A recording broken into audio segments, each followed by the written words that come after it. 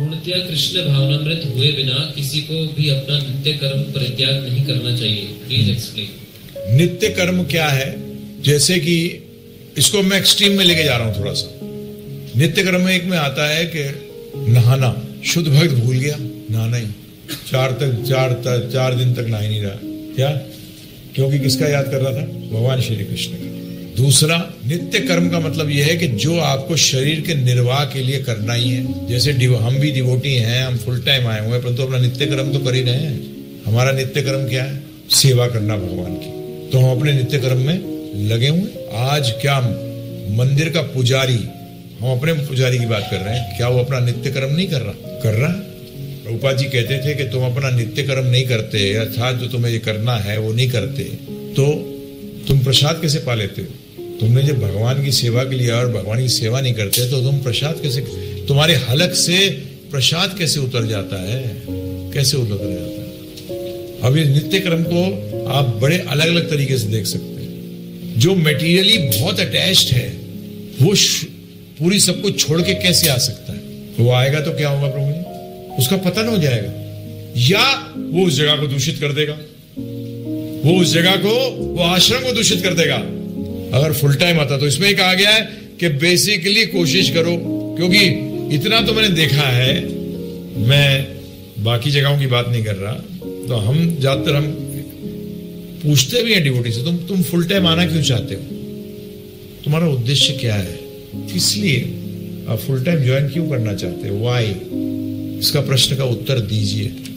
तो उसका मतलब यह है कि वो सीरियस हो गया है। जैसे उन्होंने क्या कहा था, लास्ट पार्ट पढ़ना फिर से एक बार। पूर्णतया कृष्ण भावनामृत हुए बिना किसी को भी अपना नित्य, उसका मतलब पूर्णतया कृष्ण भावनामृत का मतलब क्या है? पूर्णतया कृष्ण भावनामृत का मतलब यह है कि वो समझ चुका है कि जीवन का पर्पस सिर्फ ये है। ये पूर्ण कृष्ण भावनामृत की शुरुआत है।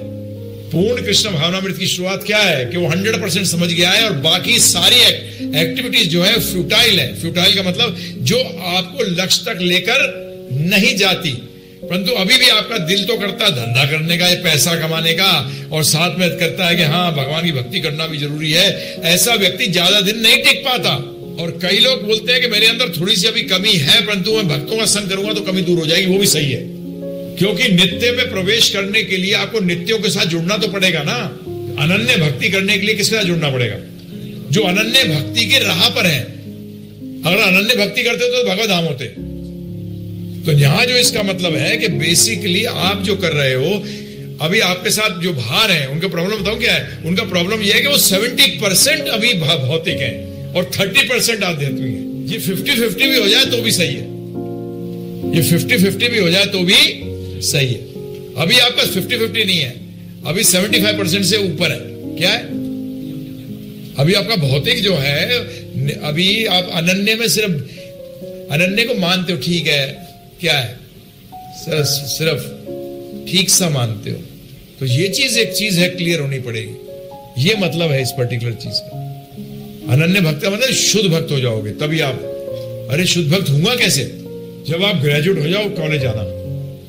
जब आप, अब इसको स्टेटमेंट को एक्सप्लेन करो कि यदि आप ग्रेजुएट होना चाहते हो तो कॉलेज आना। तो इसी तरीके से इस स्टेटमेंट को भी ये करना पड़ेगा कि बेसिकली अनन्य भक्ति के लिए अनन्य भक्ति में आना पड़ेगा। अब कॉलेज के लिए भी आपने क्या किया? कॉलेज में एडमिशन चाहिए तो आपने क्या किया? उसके लिए प्रिपरेशन करी। आपने कोटा गए, कहीं भी गए, पढ़ा एग्जाम देने के लिए। परंतु आप जीवन भर एग्जाम ही देते रहते हो क्या? कंपटीशन की तैयारी थोड़ी करते हो जीवन भर। आपको एक्टिविटी में लाना, ये इसका अर्थ है।